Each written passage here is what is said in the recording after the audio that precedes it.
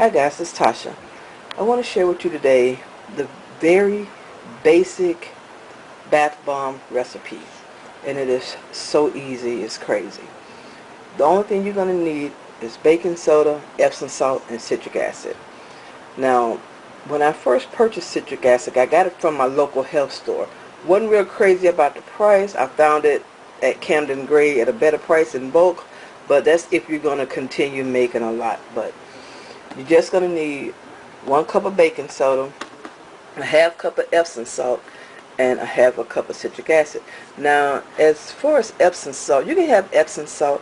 You can actually use Dead Sea salt or any of those other types of medicinal salts if you want to. But Epsom salt is great and is readily available. You're going to need a bowl, some measuring cups. These are the molds that I use, and this is after you've used them a while. When they're new, they look like this, all nice and clear, but after you've used them for a while, they start to frost over, and these are about ready to be thrown in the trash. I got some menthol crystals here. I have some eucalyptus oil here that I got that from like one of the grocery stores. I can't even remember what it was. Was it a grocery store? It might have been even Family Dollar. And this is some peppermint oil I've had for a while. I got this one from Michael's. This is peppermint essential oil. And I got a spray bottle with just some water in it. Some people use witch hazel and they make it work very well, but I can never get it to work for me. And this is just a dropper. And that's my cappuccino in my Starbucks cup, that my Christmas themed Starbucks cup that I didn't show, but that's it. Okay guys, what I'm going to do is set up and I'll be back, okay?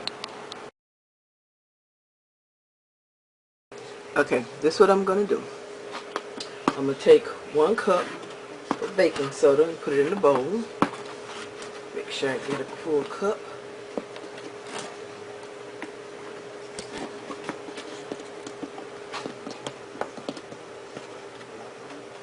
That's 1 cup. 1/2 cup of Epsom salt.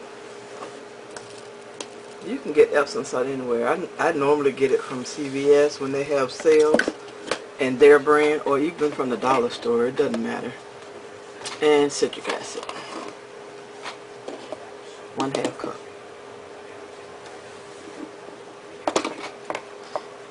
And I'm using my hands because these are mine. I'm not making these for anybody. So I'm just going to stir this up. Yeah, and it's kind of got the little powdery going on. But I'm back here, so. Okay. So now I'm going to add about 1/4 teaspoon of my menthol crystals. And I took them and put them in this little bag here. And I mashed them up. Just because they're kind of chunky. Menthol crystals are kind of chunky. Let me see if I can pull out a few just to show you.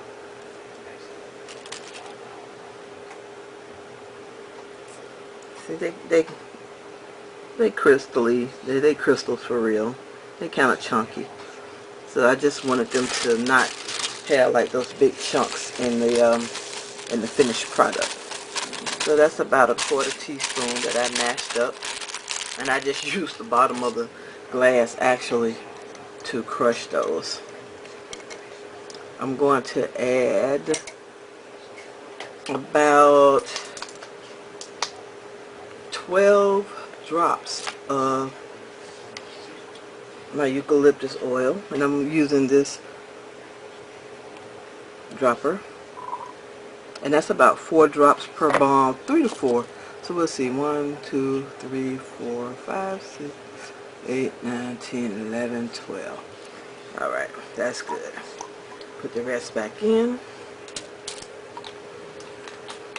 And I'm going to add about, let's see, 2, 4, 6, 8. Let's do 8 drops of the peppermint oil. Hope it's another 1, 2, 3, 4, 5, 6, 7, 8. Woo! That came out kind of fast. I didn't expect that one. And I'm going to stir this around here. Now, the one thing I need to tell you guys is do not make these when it's raining. And unfortunately, right now, it is raining outside. But I made it up in my mind to make this video for you guys. So I'm going to go ahead on and do it anyway.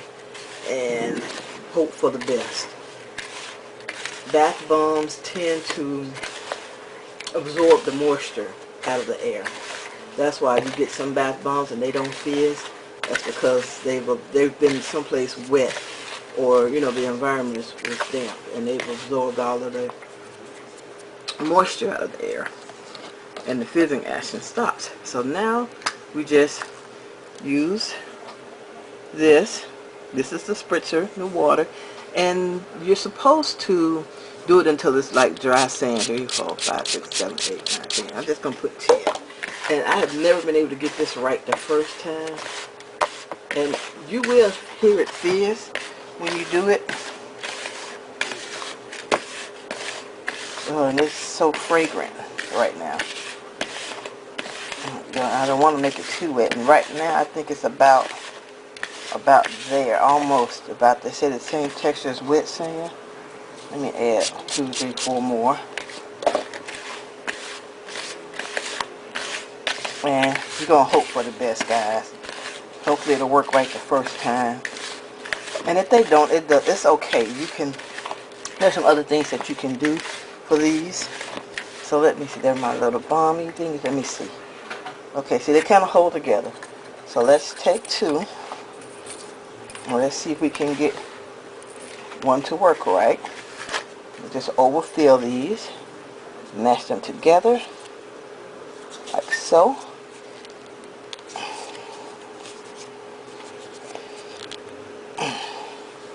I'm going to put this down for a second and try to see if I can get a couple of these other ones before this dries out and I have to add more water. Because the more times you add water, to me, the least amount, the less likely these are to work right the first time. I'm going to mash these. Wish I was strong. I need to have my sons in here mashing these. There we go. Put that down. Got one more.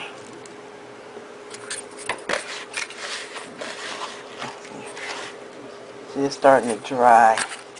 So I'm going to try a couple more spritzers of water. I don't know what that is. Get that out of there.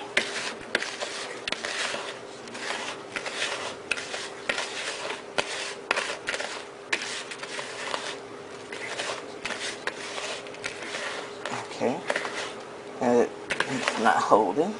Okay, there we go.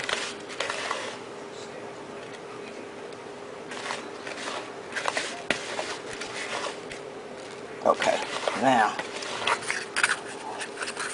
let's do this. I hope the camera doesn't cut off, because I think it's after 10 minutes it cuts off. And I hope the thing stays in focus because I can't see. Okay, I'm going to mash these together like so. And the rest I could actually just put into something with some salt and make like a salt fizzy. But let me see if I can get at least one more. I know I could get one more out of this, but I'm just going to try to make 1/2. This will be our test bomb. How about that?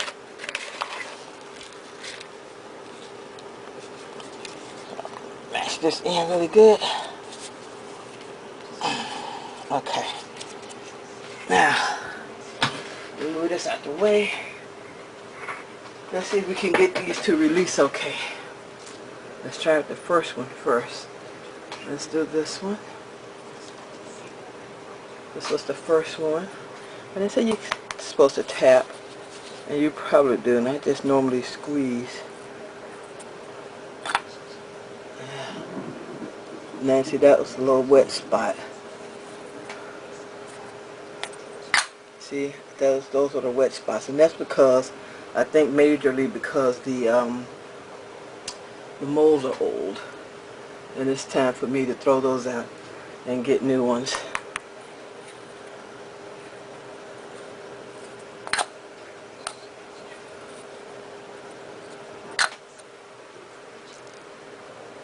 And I would actually prefer these sitting on a soft surface because they won't have that flat spot on the bottom. But hopefully these will do okay. Like I said, it's raining out. We'll see. And finally, our little half a bomb. There we go. I said it had the little wet spot right there, so that's okay.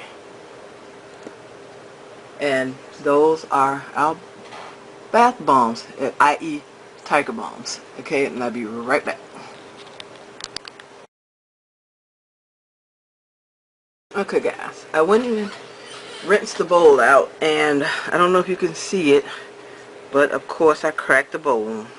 So that's why it's only that much water in. So once this is over, then this bowl gets thrown in the trash. So this is the last one that we did, and then we're going to test it. You ready?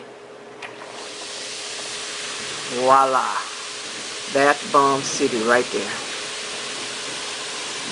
I can smell the menthol in it, the eucalyptus, all of that. Very, very fragrant. You see, it's just going. Yes. And like I say, this is a tiger balm. I call it a tiger balm. And it's great for when after you've left the gym or done some work in the yard, any type of strenuous activity. So if you guys want to, give it a try. Look, it looks like Alka-Seltzer in the bottom. If you guys want to, give this a try and let me know. Now, there are millions of bath bomb recipes. You can add milk to them. You can add essential oils, regular oils, fragrant oils, jojoba oils, things of that nature for moisturizing the body. You can add oatmeal to them, ground oatmeal. There's just unlimited possibilities. You don't even have to use the round molds. You can use the silicone molds in different shapes. I've even seen them looking like, what is that, cupcakes, and even parfaits. They're great. So I just want to show you guys this little quick DIY, and it is not hard at all. The hardest part is getting the water, the water to when you spray it ratio correct. That's gonna that took me a while. So, but you guys are a heck of a lot smarter than I am, so I'm sure you can do it. Alright guys, this is my DIY for today. Thank you guys very much, and have a good evening.